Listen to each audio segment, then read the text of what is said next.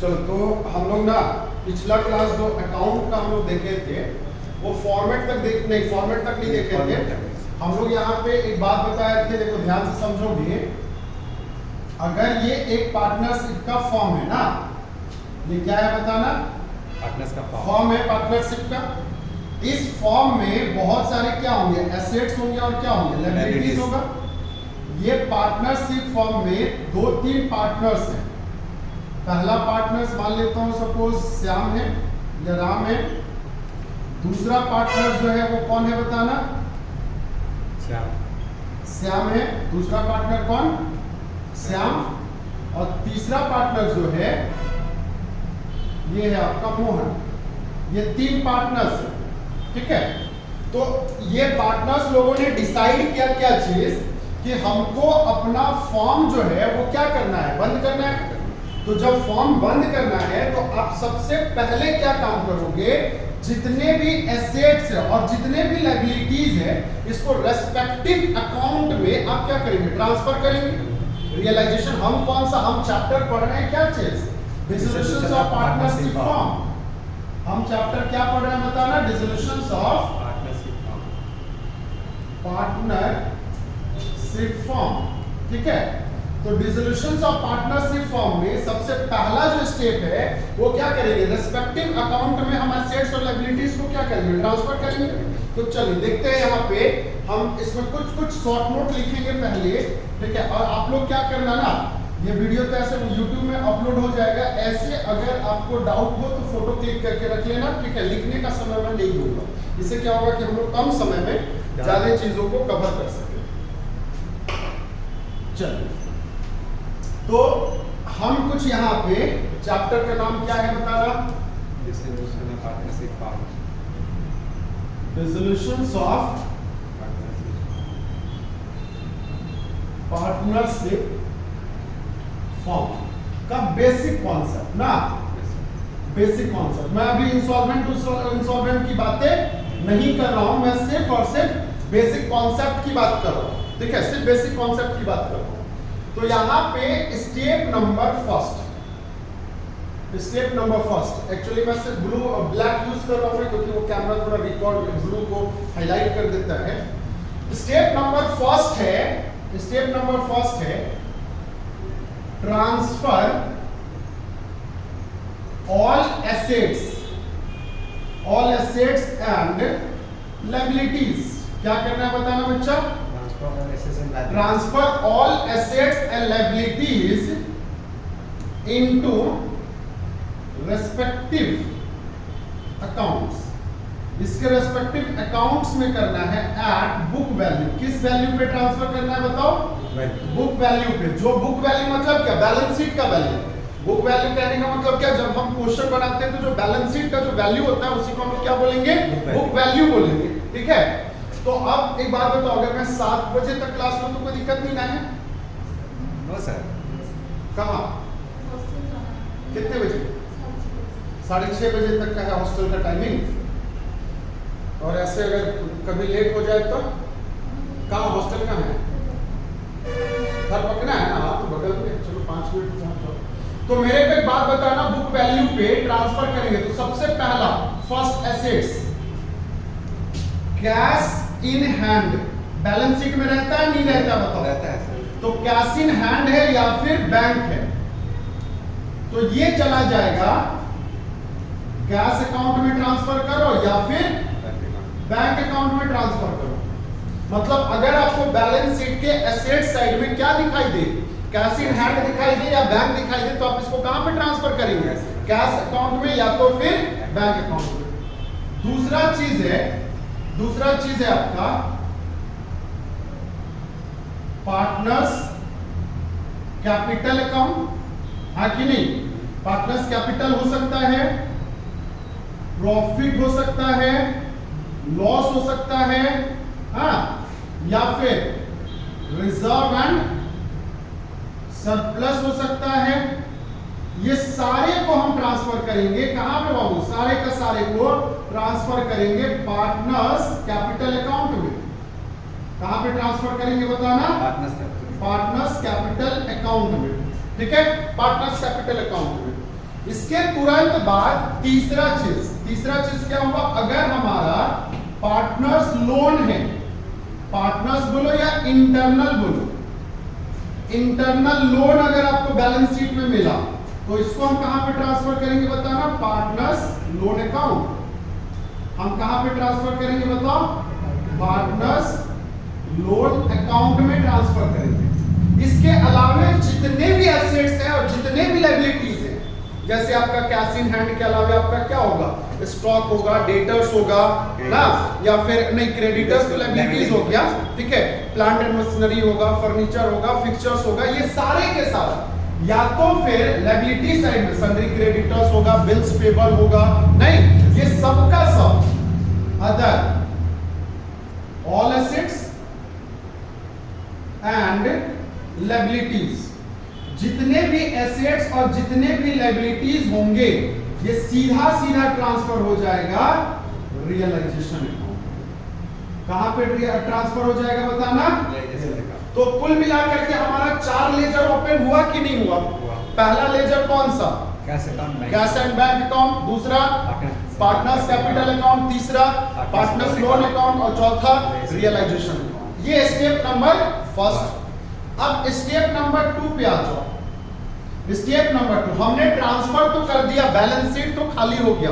अब बताना क्या हम जो एसेट्स एंड लायबिलिटीज है उसका पेमेंट करेंगे कि नहीं करेंगे। एसेट्स रियलाइज्ड होगा और लायबिलिटीज का पेमेंट होगा। तो स्टेप नंबर 2 है रियलाइजेशन ऑफ सन्ड्रीज एसेट्स।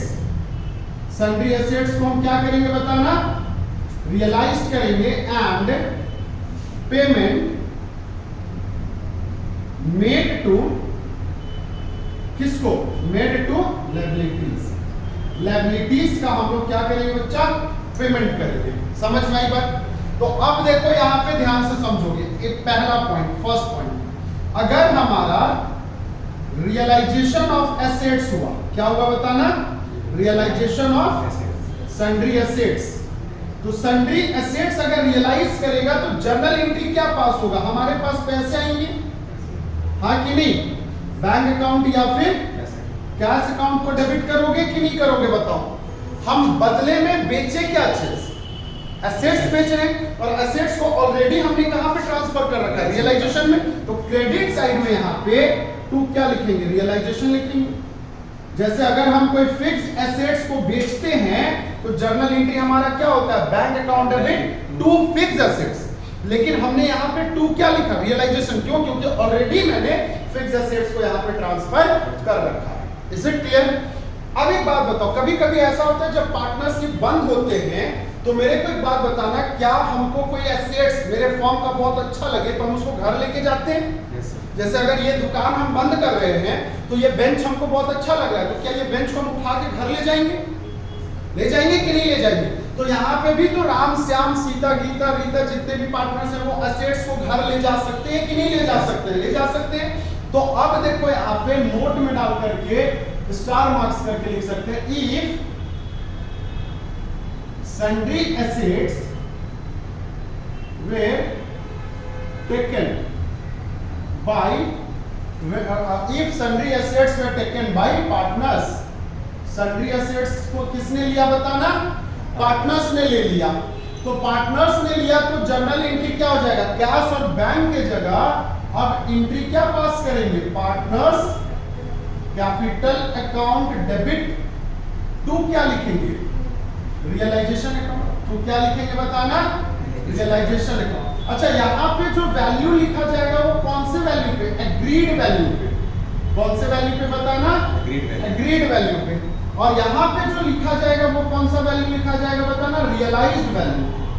जितने पे एसेट्स को क्या किया जा रहा है, रियलाइज कर किया जा रहा है या बेचा जा रहा है। जैसे अगर मान लेता हूं कि ये अगर एक मार्कर है, इसको डिसॉल्व होने के टाइम बेच रहे हैं, इसका बुक वैल्यू अगर 100 रुपया है, हम बेच रहे हैं 110 में, तो हम यहाँ पे कितना दिखाएंगे, 110। अगर हम इसको बेच रहे हैं 90 रुपया में, तो हम यहाँ पे कितना दिखाएंगे, 90।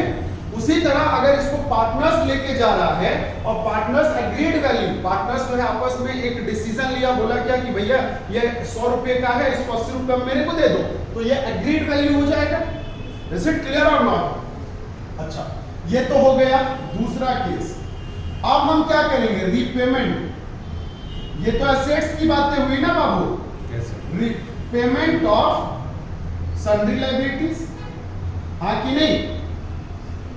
सन्ड्री लायबिलिटीज का क्या होगा बताना? रीपेमेंट होगा। जैसे यहाँ पे सन्ड्री एसेट्स को रियलाइज किया, उसी तरह सन्ड्री लायबिलिटीज का क्या करेंगे? रीपेमेंट करेंगे। तो रीपेमेंट जब करेंगे तो जर्नल एंट्री क्या पास करेंगे बताओ? रियलाइजेशन अकाउंट डेबिट टू क्या लिखा जाएगा? कैश, या तो फिर बैंक अकाउंट लिखा जाएगा, नहीं लिखा जाएगा बताइए? और यहां पे भी पेड पेमेंट वैल्यू या रियलाइज वैल्यू, जिस वैल्यू पे रियलाइज किया या पेड कर रहे हो, जितने वैल्यू पे आप क्या कर रहे हो? पेड कर रहे हो, एक ही चीज हुआ। अच्छा, ऐसा तो जरूरी नहीं है ना कि सिर्फ एसेट्स को ही हम ले जाए, हम लोन को भी तो ले जा सकते हैं। जैसे ये बोल सकते हैं ना, अरे ठीक है पार्टनरशिप बंद हो रहा है तो ऐसा है ना, फलाना को जो पेमेंट करना वो मैं कर दूंगा, मैं पार्टनर हूं, तो मैं ऐसा बोल रहा हूं कि वो क्रेडिटर्स का पेमेंट मैं कर दूंगा। मतलब लायबिलिटीज को मैंने एक्वायर किया कि नहीं किया? लायबिलिटीज को मैंने लिया ना। तो जब लायबिलिटीज को मैंने लिया तो यहां पे ये भी तो हो सकता है ना, if liabilities were taken bye, किसने लिया बताना? पार्टनर्स ने। लायबिलिटीज को किसने लिया? पार्टनर्स ने लिया। तो भैया जब लायबिलिटीज को पार्टनर्स लेगा तो जर्नल एंट्री क्या पास होगा बताना? रियलाइजेशन तो होगा ही, इसमें तो कोई चेंजेस वाली बात नहीं है क्या? रियलाइजेशन अकाउंट्स को क्या करेंगे? डेबिट टू क्या लिखेंगे? कैश की जगह। अब देखो आप लोग तेज हो गए हैं, आपको पढ़ने की कोई आवश्यकता नहीं है। अब आप खुद से ये जर्नल एंट्री बना रहे हैं कि नहीं बना रहे? मैं बता रहा हूं अब आपको। यहां पे भी कौन सा वैल्यू? एग्रीड। एग्रीड का स्पेलिंग थोड़ा सा मिसिंग हो गया, डबल ई होगा, खैर चलो। अब अगर एक बात बताइए, जरूरी है क्या एग्रीड वैल्यू या रियलाइज्ड वैल्यू या पेमेंट वैल्यू आपके क्वेश्चन में दिया हुआ रहे? ऐसा जरूरी है? नहीं ना। ये भी तो हो सकता है ना कि एग्रीड वैल्यू जो है क्वेश्चन पे ना दिया रहे, ठीक है ना, या फिर रियलाइज्ड वैल्यू जो है ये क्वेश्चन पे ना दिया रहे, हाँ कि नहीं? तो जब भी आपका एग्रीड वैल्यू या रियलाइज्ड वैल्यू क्वेश्चन पे ना दिया रहेगा तो उस केस में हम क्या करेंगे? तो सर ये नोट लिखेंगे, ध्यान से सुनना नोट। इफ रियलाइज्ड वैल्यू और agreed value, if realized value or agreed value are missing, अगर agreed value और realized value क्या है? missing है, नहीं दे रखा है, तो then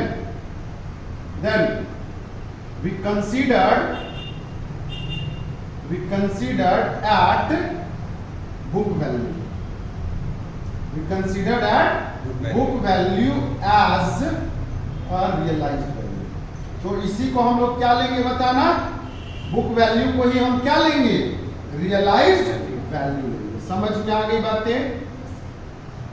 मतलब जो मेरा बैलेंस शीट का वैल्यू है वही वैल्यू हमारा कौन सा वैल्यू कहलाएगा?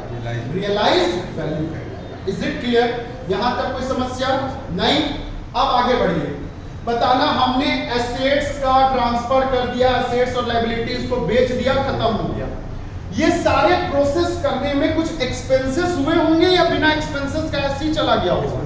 एक्सपेंसेस हुआ होगा, जिसको हम लोग या तो डिसोल्यूशन एक्सपेंसेस के नाम से जानेंगे या तो फिर नलायक हो रियलाइजेशन एक्सपेंसेस। तो थोड़ा खाए पिए टाइप बोलो, मैं तो सुबह से क्लास ले रहा हूँ बट फिर भी एनर्जी देख लो।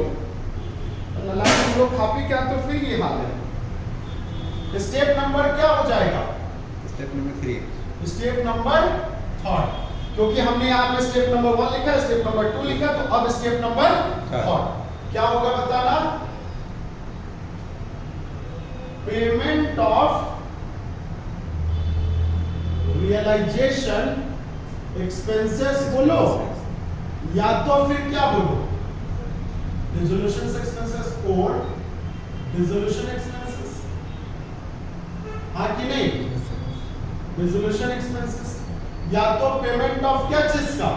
रियलाइजेशन एक्सपेंसेस या तो डिसोल्यूशन एक्सपेंसेस। तो जर्नल एंट्री क्या हो जाएगा बताना बच्चा? सीधा सा बात है, realisation account debit to cash account हो सकता है या फिर बैंक अकाउंट हो सकता है। और यहाँ पे ब्रैकेट में लिख लेंगे रियलाइजेशन एक्सपेंसेस। देखो सम टाइम क्या होता है, रियलाइजेशन एक्सपेंसेस पर incurred by partners. Realisation expenses क्या पार्टनर्स इनकर्ड कर सकता है कि नहीं कर सकता, बताइए हाँ कि नहीं। जो रियलाइजेशन एक्सपेंसेस है तो पार्टनर्स लेगा, नोट में डाल लो, if partners will incurred personally. जब पार्टनर्स पर्सनली इनकर्ड करेगा तो बताना बच्चा क्या होगा, सीधा सा बात होगा, journal entry realisation expenses account को हम डेबिट करेंगे रियलाइजेशन के नाम पे टू कैश, और बैंक की जगह क्या हो जाएगा, अब बताओ, पार्टनर्स कैपिटल अकाउंट हो जाएगा। यहां तक कोई दिक्कत, यहां तक कोई दिक्कत है नहीं। अब स्टेप नंबर 4, अब हम फाइनली क्या करेंगे, पैकअप करेंगे। क्या चीज का पैकअप, दी अकाउंट। जो अकाउंट हमने ओपन कर रखा है वो अकाउंट को हम क्या करेंगे, बंद करेंगे, पैकअप करेंगे। बताना तो अकाउंट हमने क्या क्या खोल रखा था, कैश अकाउंट, रियलाइजेशन अकाउंट खोल रखा था सबसे पहला, दूसरा पार्टनर्स लोन अकाउंट खोल रखा था, तीसरा पार्टनर्स कैपिटल अकाउंट खोल रखा था, और चौथा कैश और बैंक अकाउंट। तो क्या 4 लेजर हमने खोले थे कि नहीं खोले थे, ये बताइए। 4 लेजर खोले थे।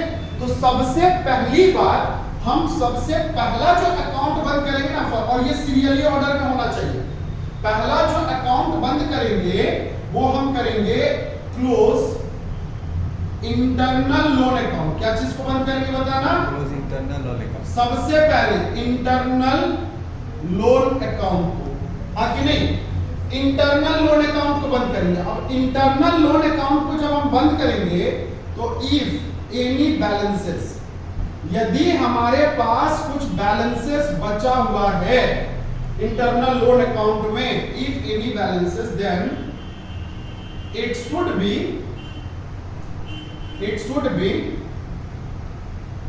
ट्रांसफर टू, कहां पे ट्रांसफर कर दिया जाएगा, क्रेडिट साइड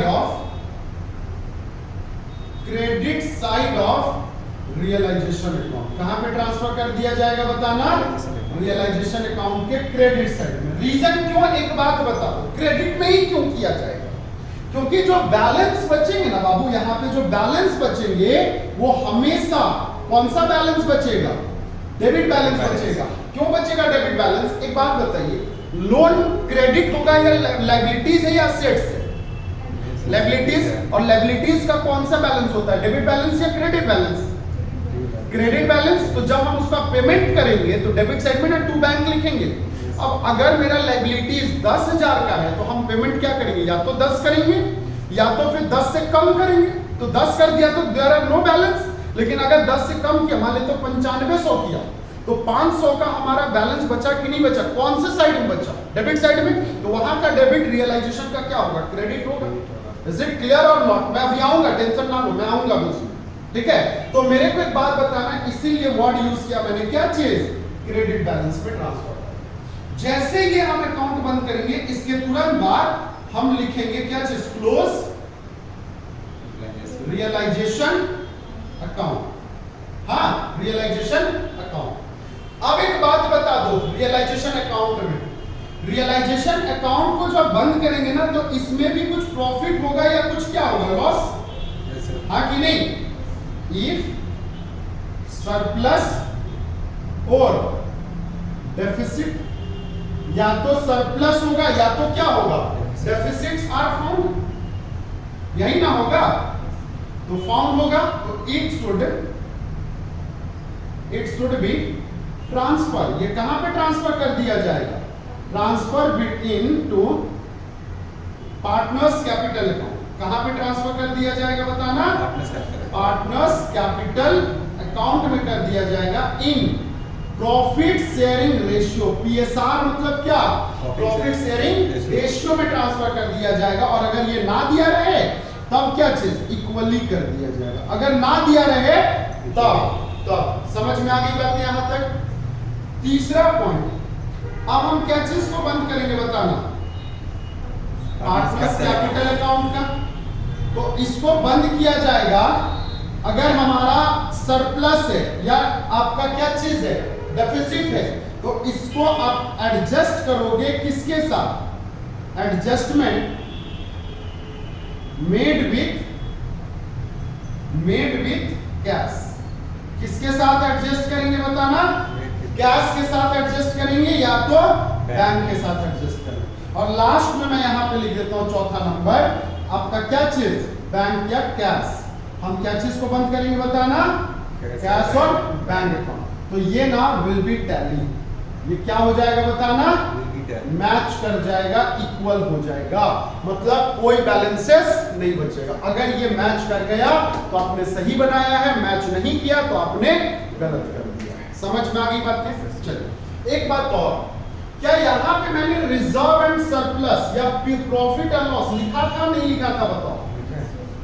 इसको किसके बीच में बांटा गया, पार्टनर्स के बीच में बांटा गया। तो फिर से वही प्रॉब्लम, क्योंकि ये सारे दोनों जो फिगर है ये कलेक्टिव फिगर देंगे कि नहीं दिया रहेगा, ये तो कलेक्टिव फिगर दिया रहेगा। तो हमको इसको क्या करना है, डिवीजन करना है, अलग अलग करना है। तो अलग अलग करना है तो किस रेशियो में किया जाएगा, अलग अलग किस रेशियो में किया जाएगा, तो या तो पीएसआर में किया जाएगा, किस रेशियो में किया जाएगा, पीएसआर में किया जाएगा, या तो फिर इक्वली किया जाएगा। फिर से या तो पीएसआर में किया जाएगा या तो इक्वली किया जाएगा। यहां तक समझने में कोई परेशानी है, पक्का।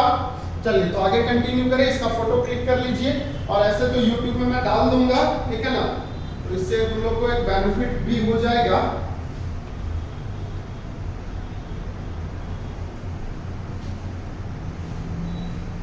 चलिए हो गया। अब इसी को जो लैंग्वेज के फॉर्म में लिख रखा है, क्या मैं इसको फॉर्मेट के फॉर्म में लिखूं तो ज्यादा अच्छा रहेगा। हाँ, अब आपको बहुत अच्छे समझ में आएगा। ये तो थ्योरी पार्ट था, थ्योरेटिकल पार्ट था। इसी को मैं अब क्या चीज में लिखूंगा, फॉर्मेट के पार्ट में लिखूंगा। और ग्रुप में भेज दो। यस सर, भेज दो।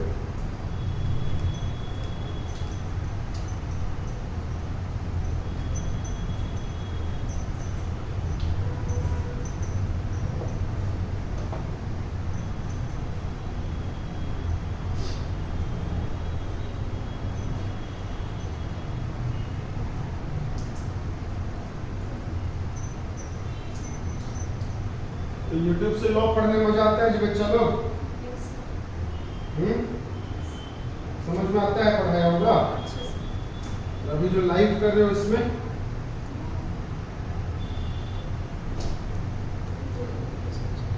तो लाइव ज्यादा मजा है या फिर ये दोनों में ज्यादा मजा है, इसमें ज्यादा मजा है सर।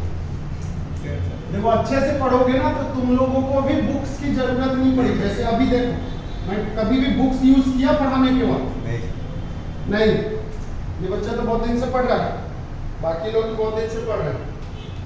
मैं कभी बुक्स पढ़ता भी नहीं, देखता भी नहीं किताब, ठीक है। तो तुम लोग भी इस तरह से पढ़ो कि किताब देखने की जरूरत ही ना पड़े, खुद से क्वेश्चन बनाइए और खुद से करिए, है ना।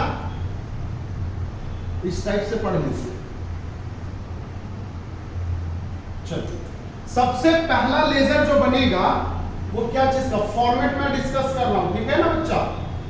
फॉर्मेट बताना, पहला लेजर का नाम है रियलाइजेशन अकाउंट, सबसे पहले जो बनता है। ऐसे तो कैश अकाउंट मैंने वहां पे लिख रखा था, लेकिन कोई बात नहीं, रियलाइजेशन का फॉर्मेट सबसे पहले समझाता हूं, ठीक। ऐसे में कैश अकाउंट भी बना देता हूं, उसमें क्या दिक्कत है। जो थ्योरी है, जो फोटो क्लिक किया है ना, उस पे देखो आप, तुम लोग जो फोटो भी क्लिक किए हो ना, उस पे चेक करो क्या क्या लिखा मैंने। पर्टिकुलर्स, अमाउंट, हाँ बच्चा को थोड़ा सा अगर हॉस्टल जाने में लेट होगा तो दिक्कत नहीं ना होगा, नहीं तो हॉस्टल वाले से बात करा देना मेरा, ठीक है। अगर नहीं खोलेगी गेट तो बात करा देना, तो बहुत बड़ा समस्या तो नहीं है वो, लेकिन भी अच्छा। Next partners. सर 7 बजे तक डेट क्या रहता है सर? और सारे हॉस्टल के लिए नियम नहीं, नहीं है। सब हॉस्टल के अपने अपने नियम कानून होते हैं।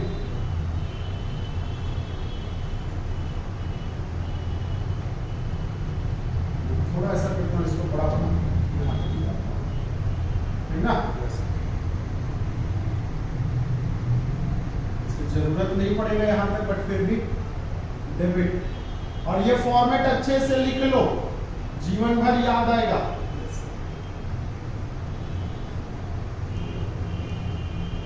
पर्टिकुलर्स अमाउंट क्रेडिट ना, इधर बना लेता हूं मैं कैश और बैंक अकाउंट साथ में इकट्ठा, कैश और बैंक अकाउंट दोनों साथ में बना लेता हूं। कोई दिक्कत है नहीं ना? अब मैं इसको छोटा ही बनाता हूं, या फिर और थोड़ा लंबा खींच लेता हूं, इसमें क्या दिक्कत है, यहां तक खींच लेता हूं, ठीक है ना? हो जाएगा इतने में, तो लग रहा है सफिशिएंट हो जाएगा। डेबिट क्रेडिट क्या चीज, पर्टिकुलर्स हो गया, अमाउंट्स हो गया, फॉर्मेट क्लियर, डिसोल्यूशंस क्लियर, ये रुपीस का सिंबल, रुपीस का सिंबल।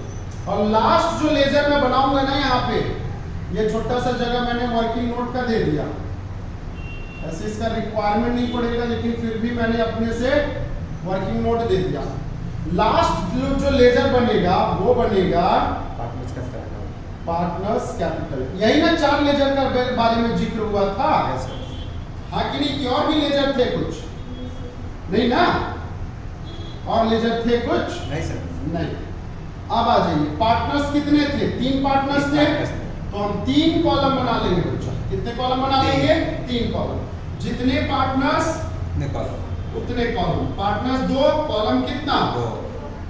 नाम दे देता हूं, जैसे ए, बी और सी। उसी तरह यहाँ पे पर्टिकुलर्स ले दिया, ए, बी, सी, ठीक है, क्रेडिट। बताओ, अब वो थ्योरी पढ़ो, मोबाइल निकालो और पहला पॉइंट पढ़ो। क्या लिखा है मैंने? ट्रांसफर कहाँ करना है? कैश और बैंक को कहाँ करना है? रेस्पेक्टिव अकाउंट में। किस में? कैश और बैंक अकाउंट में। मेरे को एक बात बताइए बच्चा, एकदम कॉमन सेंस यूज करिए, ठीक है? बाकी दुनियादारी को छोड़ दो। बैलेंस शीट देखा आपने? नहीं देखा? बैलेंस शीट के कितने पार्ट होते हैं? 2 पार्ट। एक एसेट्स का पार्ट और दूसरा लायबिलिटीज एंड कैपिटल का पार्ट। आपको पता है कि एसेट्स का बैलेंस डेबिट होता है, मतलब एसेट्स के जितने भी फिगर होंगे सारे के सारे डेबिट साइड में ट्रांसफर होंगे, और जो लायबिलिटीज के जो जितने भी बैलेंस होंगे वो किधर बैलेंस ट्रांसफर होंगे? क्रेडिट साइड में। आई बात समझ में? तो अब मेरे को एक बात बता दो, एसेट साइड में कैश इन हैंड रहता है कि नहीं रहता है? कैश इन हैंड किधर रहता है? एसेट साइड में रहता है। तो मेरे को एक बात बताओ, कैश अकाउंट में क्या डेबिट साइड में टू बैलेंस बीडी लिखा जाएगा कि नहीं लिखा जाएगा? बताओ। सेकेंड लाइन पढ़िए, क्या बताया? पार्टनर्स कैपिटल अकाउंट ना, पार्टनर्स रिजर्व एंड सरप्लस, या फिर प्रॉफिट, या फिर लॉस, कहां पे ट्रांसफर करने? पार्टनर्स कैपिटल में। तो बच्चा बताना, पार्टनर्स कैपिटल के क्रेडिट साइड में जाएगा कि नहीं जाएगा? तो क्या लिखेंगे? वर्ड यूज करेंगे, by balance BD then like balance है ना, बोरो डाउन होता है। चलिए, अगर प्रॉफिट है या रिजर्व एंड सरप्लस है तो ये भी तो इधर ही जाएगा, बाय रिजर्व एंड सरप्लस। अच्छा सर, ये तो लिख दिया आपने। अगर प्रॉफिट है तो सर इधर ही जाएगा, बाय प्रॉफिट। और कौन सा बैलेंस? क्रेडिट बैलेंस, हाँ कि नहीं? Credit balance. अच्छा, ये किस रेशियो में जाएगा? ये पीएसआर में जाएगा। जरूरी नहीं ना क्रेडिट बैलेंस, लॉस भी तो हो सकता है।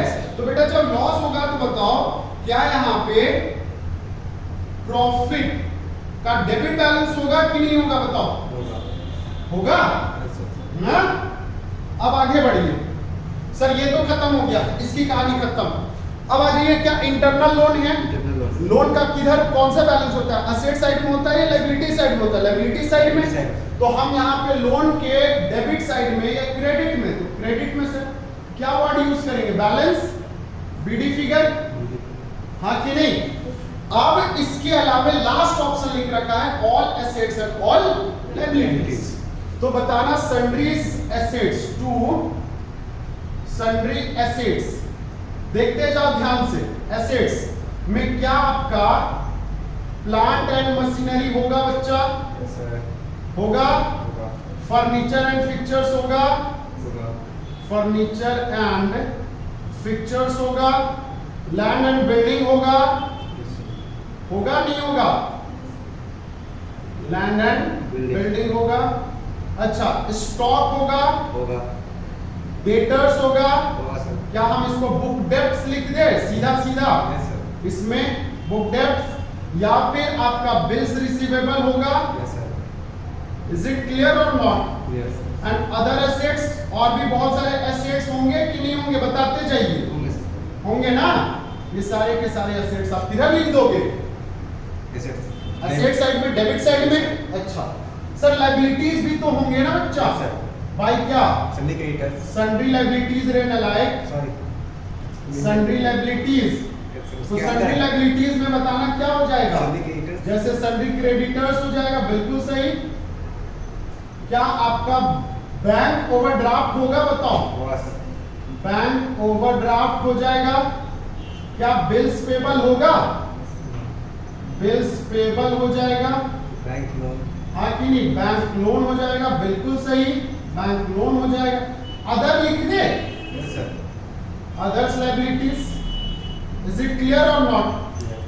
और ये सारे फिगर आउटर कॉलम में चले जाएंगे। बताना कुछ स्पेशल प्रोविजन भी तो आपने मेंटेन किया होगा, जैसे प्रोविजन फॉर बैड डेब्ट्स, हाँ कि नहीं, तो वो डायरेक्टली आउटर कॉलम में दिखाया जाता है by provision for book debts, book debts या फिर बैड डेब्ट्स लिखा जाता है इसे, ठीक है। बैड डेब्ट्स के लिए आपने प्रोविजन बनाया, या फिर बाय अदर स्पेसिफिक रिजर्व। इसके अलावा भी कुछ स्पेसिफिक रिजर्व होंगे तो वो भी ट्रांसफर हो जाएंगे। यहां तक मैंने ट्रांसफर का बात कर दिया, पूरा बैलेंस शीट से सारा आइटम को निकाल के ट्रांसफर कर दिया कि नहीं किया, किया। अब बताना रियलाइजेशन में क्या सबसे पहले हमने क्या चीज को पेमेंट किया है, एसेट्स को रियलाइज किया और लायबिलिटीज का पेमेंट किया। बताना बच्चा क्या ये सारे के सारे एसेट्स हैं कि नहीं है, है। तो जब एसेट्स को हम रियलाइज करेंगे तो क्या हम यहाँ पे बाय बैंक या तो फिर बाय कैश वर्ड यूज करेंगे कि नहीं करेंगे, क्या लिखेंगे, realisation of sundry assets, is it clear और नॉट। सन्ड्री एसेट्स, जैसे यहाँ पे कैश लिखा या बैंक लिखा बाई में, क्या ये तुरंत जो है डेबिट साइड में, क्या यहाँ पे टू रियलाइजेशन आएगा कि नहीं आएगा, बताओ। आएगा सर, रियलाइजेशन आएगा, और ब्रैकेट में क्या लिखेंगे, रियलाइजेशन ऑफ सन्ड्री एसेट्स, हाँ कि नहीं, बोलो। यहां तक कोई दिक्कत है नहीं, आगे बढ़िए। जरूरी तो नहीं है ना कि ये एसेट्स को जो है सिर्फ रियलाइज किया जा सकता है, पार्टनर्स भी तो ले सकते हैं। अगर पार्टनर्स लिया जाएगा तो bye partners capital word use कर दिया जाएगा कि नहीं कर दिया जाएगा, बताओ। हम यहां पे लिखेंगे assets way taken by partners, कर देंगे नहीं कर देंगे, बताइए। और यहाँ पे वहां पे जैसे क्रेडिट किया, यहाँ पे डेबिट साइड में टू क्या लिखेंगे, रियलाइजेशन लिख दिया जाएगा, रियलाइजेशन अकाउंट, और लिखेंगे क्या चीज, assets where taken, assets where taken, is it clear और नॉट। अब कोई भी पार्टनर, जरूरी नहीं है कि ए बी सी, कोई भी हो सकता है, ए भी ले सकता है, बी भी ले सकता है, या तीनों ले सकता है। इसके तुरंत बाद मैंने बताया था लायबिलिटीज का पेमेंट करना है, तो भैया लायबिलिटीज का पेमेंट करना है तो दैट इज द लायबिलिटीज और नॉट, लोन लायबिलिटीज है ना, तो पेमेंट करो। टू क्या लिखो, बैंक लिखो या तो फिर कैश लिखो, और रीपेमेंट हमने क्या किया बताना, रीपेमेंट किया। तो जब पेमेंट करोगे तो अगर जितना वैल्यू है उतना ही पेमेंट करोगे, तब तो कोई दिक्कत नहीं, चिंता वाली कोई बात नहीं। लेकिन अगर हमने यहाँ पे 10,000 और यहाँ पे 9,500 तो बैलेंसिंग फिगर क्या हम यहाँ पे टू रियलाइजेशन अकाउंट के नाम पे ट्रांसफर करेंगे कि नहीं करेंगे बताओ? बैलेंसिंग फिगर इफ एनी, हाँ कि नहीं?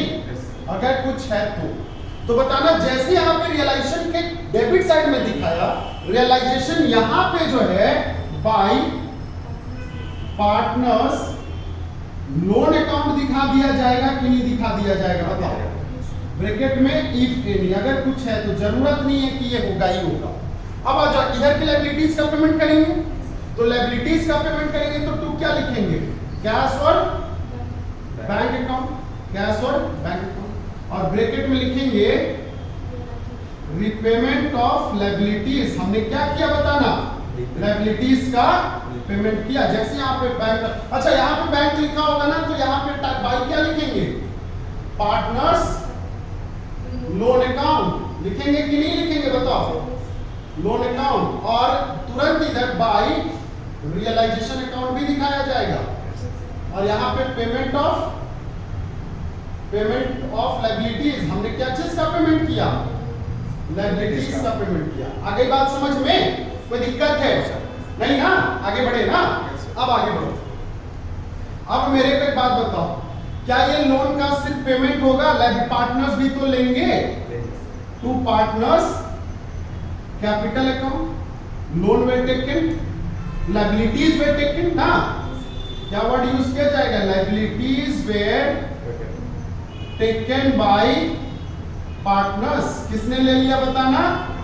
पार्टनर्स ने ले लिया। तो भैया जब यहाँ पे डेबिट किया है तो यहाँ पे क्रेडिट साइड में बाय रियलाइजेशन करोगे कि नहीं करोगे? अब जरूरी नहीं है कि सारे पार्टनर्स, हाँ कि नहीं? जरूरी नहीं ना सारे पार्टनर्स लायबिलिटीज लेकिन। अब आगे बढ़िए, क्या हम इसमें रियलाइजेशन एक्सपेंसेस का पेमेंट करेंगे? टू बैंक, कैश और बैंक अकाउंट, कैश और बैंक अकाउंट, और ब्रैकेट में क्या चीज लिखाया जाएगा? Realisation expenses. Is it clear? तो बताना यहाँ पे टू कैश लिखा है, यहाँ पे बाय क्या लिखेंगे? रियलाइजेशन अकाउंट, और ब्रैकेट में क्या चीज? रियलाइजेशन एक्सपेंसेस, या वाइंडिंग अप एक्सपेंसेस होता है। यहां तक कहानी हो गया खत्म। अब बताना क्या हम पैकअप करेंगे? सबसे पहले हमने इसको तो बंद कर दिया, अब हम किसको बंद करेंगे? रियलाइजेशन अकाउंट को। तो बाबू बंद करो, चलो इसको क्लोज करो। बैलेंसिंग किधर होगा? या तो डेबिट एक्सेस करेगा या तो क्रेडिट। अगर क्रेडिट एक्सेस कर गया तो क्या लिखेंगे? To profit transfer to partners capital account, हाँ कि नहीं? पार्टनर्स कैपिटल अकाउंट, और यहां पे पार्टनर्स ए बी और सी, और ये जो रेशियो होगा पीएसआर होगा या तो फिर इक्वल होगा कि नहीं होगा बताओ? Balancing figure. ये समझ में आया? नहीं समझ में आया रे बच्चा बताइए? ये जरूरी तो नहीं होगा ना कि सिर्फ प्रॉफिट होगा। अगर प्रॉफिट हो गया तो अच्छी बात है सर, यहां पे लिख दो बाय रियलाइजेशन अकाउंट, हाँ कि नहीं बोलो? अच्छा, और यहाँ पे ब्रैकेट में क्या लिखना? प्रॉफिट, क्योंकि ये प्रॉफिट हो रहा है। सर लॉस भी तो हो सकता है ना, तो जब लॉस होगा तो बाय यहाँ पे क्या लिखेंगे? Loss transfer to partners capital account. तो पार्टनर्स कैपिटल अकाउंट में जब लॉस होगा तो हम क्या लिखेंगे? जैसे एस कैपिटल, हाँ कि नहीं? बीस कैपिटल, क्या लिखेंगे बताना? सीस कैपिटल। और ये कौन सा रेशियो में? फिर से पीएसआर में या तो फिर इक्वल में, हाँ कि नहीं? ये आपका बैलेंसिंग फिगर होगा कि नहीं होगा बताओ? If any. अच्छा, जब यहां पे लॉस हुआ तो यहां पे क्या लिख देंगे? टू रियलाइजेशन अकाउंट, या लॉस ऑन रियलाइजेशन लिखो ना, क्या दिक्कत है ना? लॉस ऑन रियलाइजेशन, डायरेक्ट वहां पे प्रॉफिट ऑन रियलाइजेशन लिख देना, कोई फर्क नहीं पड़ता। अब आ जाओ, इसके बाद हम किसको बंद करेंगे? पार्टनर्स कैपिटल को बंद करेंगे। चलो बंद कर, ये यहाँ पे बंद कर दिया इस पे है।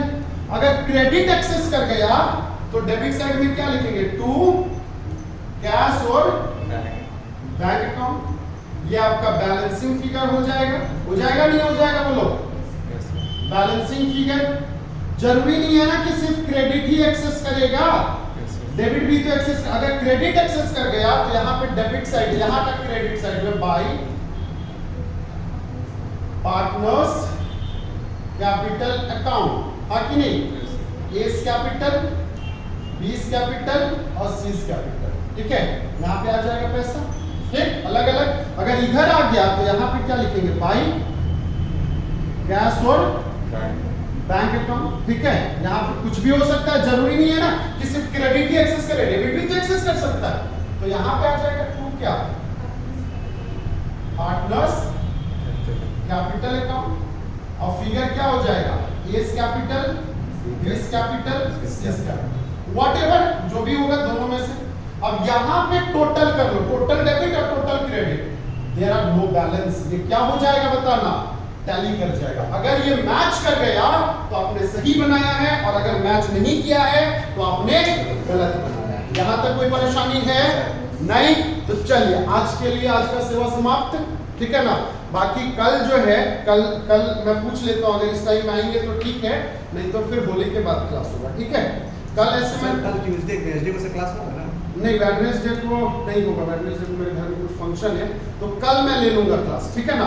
तो कल जो है क्लास होगी, ठीक है? इसी टाइम में 5 बजे आ जाना। आज थोड़ा कुछ लोग आ गए थे इसलिए लेट हो गई थी, तो नहीं तो नेक्स्ट क्लास 5 से 6:30, ठीक है ना? चलिए, ओके, थैंक यू।